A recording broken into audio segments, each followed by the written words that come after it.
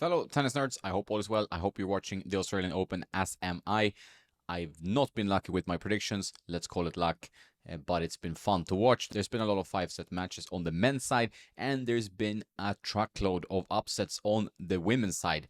Some pretty shocking ones, and we're going to talk through them in this video. I hope you like it, hope you subscribe, helps the channel stay alive. But let's start with the men's, and let's look at the world number one, Novak Djokovic. As predicted, he did not have such a tough time with Etcheverry. I had predicted that he would maybe lose one set, but Djokovic came to play. He probably wanted to prove a point, considering his first two matches were a little bit, shaky, rusty, whatever you want to call it. And yeah, he beat Etcheverry in 3 sets. So that was pretty impressive, a sign of confidence from Djokovic. And he's going to be playing Adrian Mannarino, the French 35 or 36-year-old player that so many are talking about. They're talking about his string tension. They're talking about his playing style. There's all kinds of opinions. He plays different tennis. This whole style came from injuries, if I'm not mistaken. He plays with 10 kilo tension, sometimes 12, but I think he's down to 10 now. That's 22 pounds, which is pretty much unheard of. But then he has amazing timing. I've seen Mannarino up close. He is trained in Malta. You can see my video on the channel. Sorry, Adrian, if you don't like me publishing string tensions and so on. And if any pro player usually has issues with me publishing their specs, I'm happy to take things down or talk about it, because I don't want to be against the players. This is just because I'm curious and I think there's fun information to know, maybe something we can learn from it. And that's generally the idea, never to be anything against the players. They have enough on their plate anyway. But Adrian, he plays with slightly shorter swings. They're full swings, but they're shorter and a little bit faster.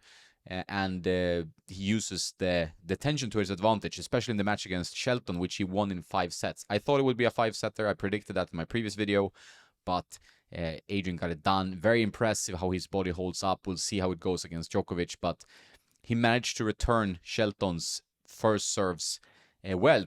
Partly thanks to the tension. He has pretty heavy racket, I think around 330 swing weight unstrung or something like that. I'm not sure about that, but 330 grams unstrung at least. So it's a pretty hefty frame, but he manages it well, and he uses the kind of trampoline style effect from the string bed to generate some power and some free pace, and obviously it's quite comfortable to play with that as well. So and on the serve is what I've noticed when I played with this type of tension. I made a video about testing very low tensions, is that you get a lot on the serve on attacking shots. I do find it amazing that he can defend so well with it, but it's you have to maybe get used to it, take some time, get used to the timing, how to use your technique for this type of tension. And I suggest you try a lower tension maybe, because it's better for comfort. You let the strings work more. It's not for everyone. I'm still a guy who's happiest in the 55, 53 pounds, that 25, 24 kilo, around there. It's kind of where I want to be with more powerful rackets, but it would require quite a long time to get used to it. Okay, Mannarino, tricky lefty guy, playing the tennis of his life. Is it enough against Novak?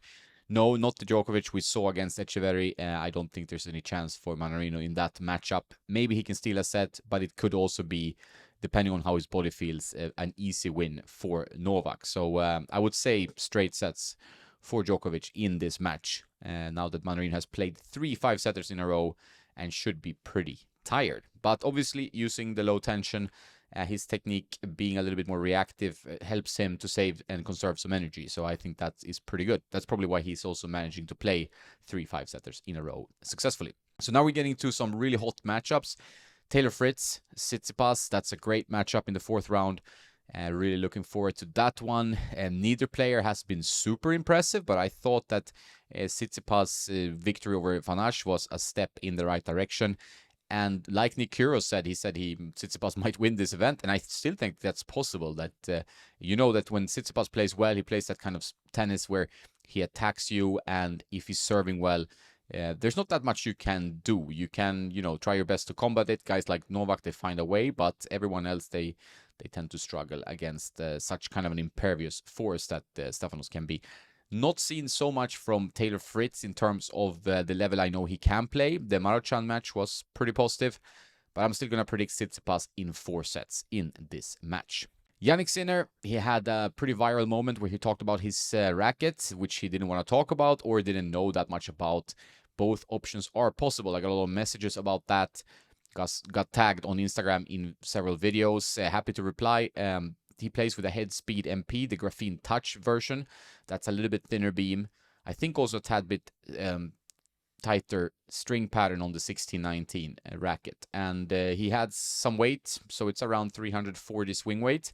You can even see the lead tape on the pictures on the sides there.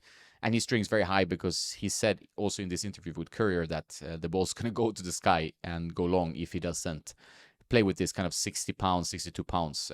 It's around 28 kilos usually. And yeah, he's been playing well. I mean, people don't talk about him because he's just blasting through everyone, right? Bias gave him 4 games. Sinner is a dark horse to win, or I don't know that much of a dark horse. He's one of the favorites. But obviously, you got to put Novak as the top favorite. Khachanov, hey, he played a good match against Mahach. Mahach is much stronger than his ATP ranking, but he couldn't quite beat Khachanov. Khachanov won in 4, but there were 2 tiebreaks in this match. And I don't think Khachanov can beat a Sinner who looks in such good shape and who's just like pummeling the ball. So I would say Sinner in 4 sets, and the way he's playing. Then we have Deminar, the home player. Now he's going to have a lot of pressure on him.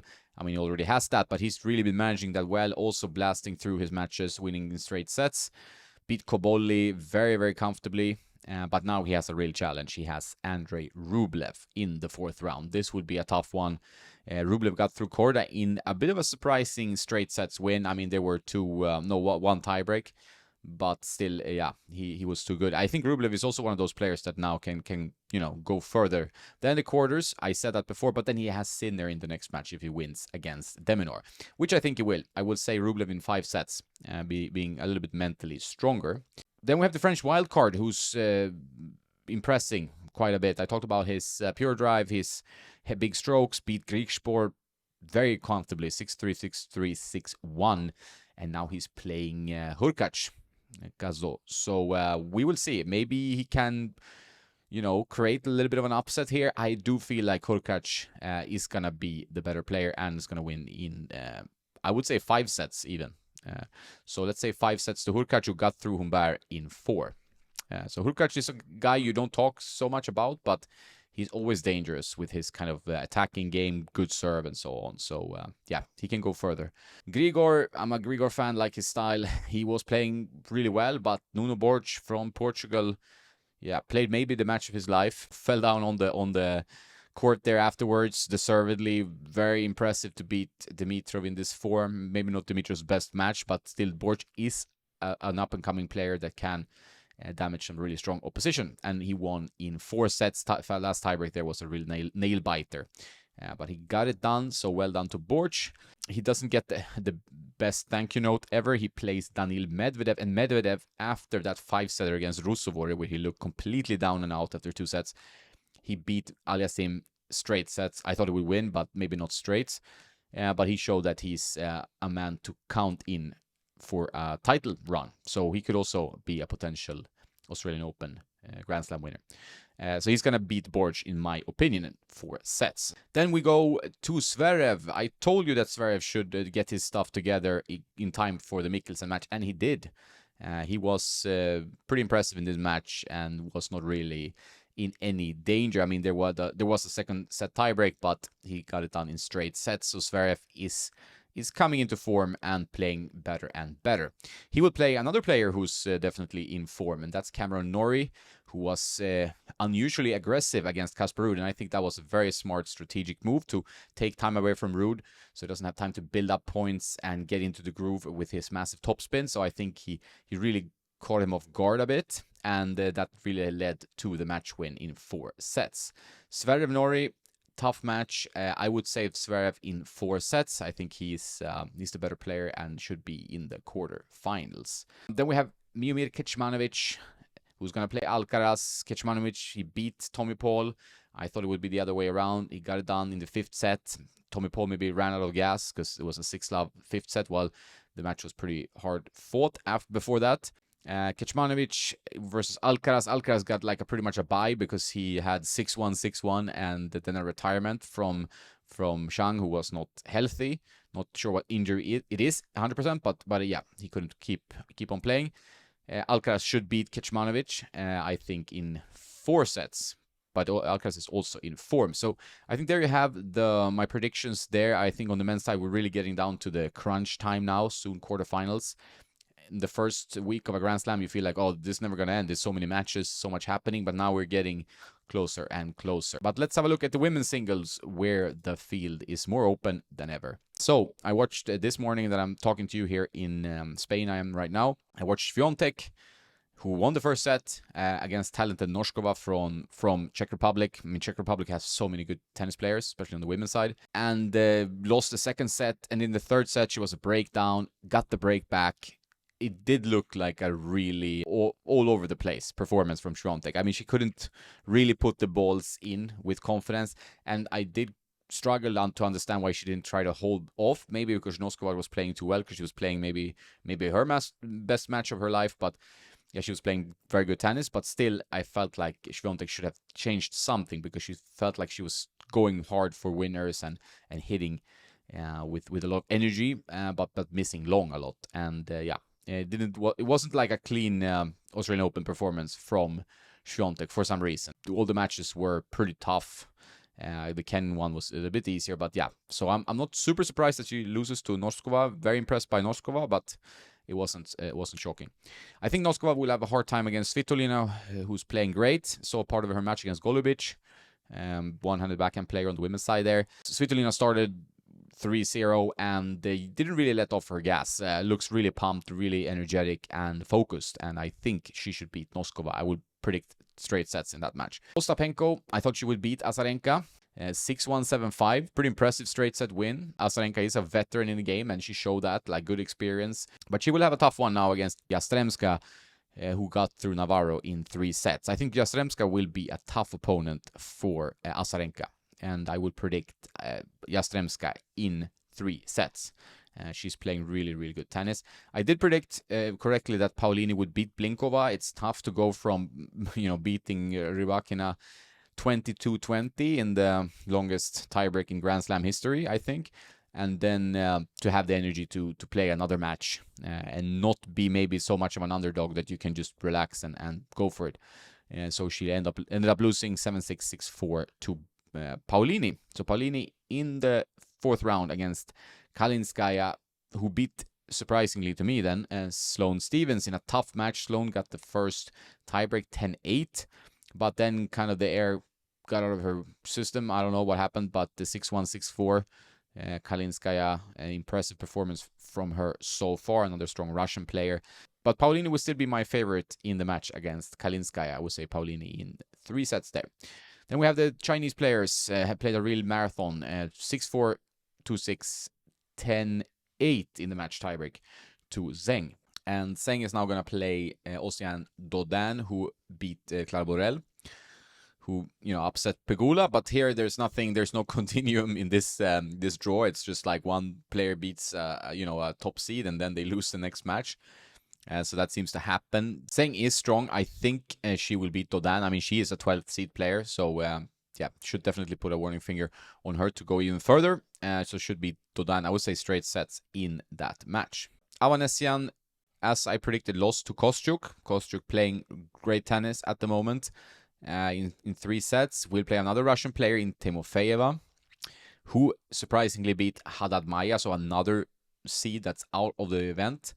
7-6, 6-3. Kostyuk, Timofeyeva. Timofeyeva seems to be in awesome shape, but then how do you keep it up? That's the question. You're a qualified for the event. I'm going to go Kostyuk in 3 sets. Frek, who's playing Coco Gauff. Frek did beat Sakharova as I predicted. Gauff had a much easier time against Alicia Parks than I predicted. Got it done, only losing 2 games. It's a bit of a surprise. Maybe the heat of the moment got to Parks. I don't know what happened there. But I think Coco Gauff, who is like really coming to her own and in her own form recently, and with Brad Gilbert in the box, seems to be really working out for her. And I think she will beat Frek in straight sets to reach the quarterfinals. Then we have wonder child Andreeva, 4th round. I predicted she will go real far in this tournament. Can she beat Krejcikova, who beats Storm Hunter? I think so. I think Andreeva can keep going. Real fighter. She was down 5-1 in her match against Paris from France. and managed to win in a match tiebreak. So impressive and such a fighter. And yeah, Andy Murray commented on his social media that he was very impressed by her fighting spirit. So I think she can beat Krejcikova. It's a tricky matchup, to be fair, but I would say 3 sets to Andreeva. I do believe in her game. Anisimova surprised me by beating Badosa. I knew it was going to be a tough one. It was a bit of a coin toss for me. Anisimova got it done. She's playing her best tennis again. It's fun to see. And then we had a blowout. Sabalenka totally destroyed Tsurenko. It was kind of predicted, like it was a level difference in that match. But Sabalenka is in great form and should now be the main favorite, I guess, with Coco Gauff, I would say, to the title. But with this tournament, you can never know. It's impossible to know. So Sabalenka should beat Anisimova. I would say straight sets, as she seems to be feeling the ball and really playing good tennis.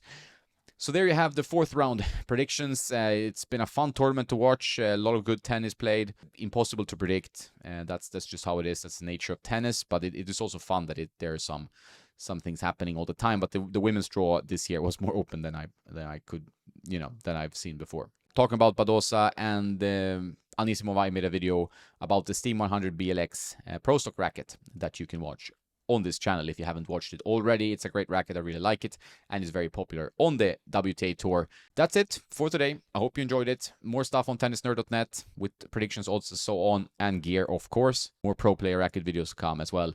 So make sure to subscribe and stay tuned. Thanks for your support. Have a nice day and don't forget to play some tennis.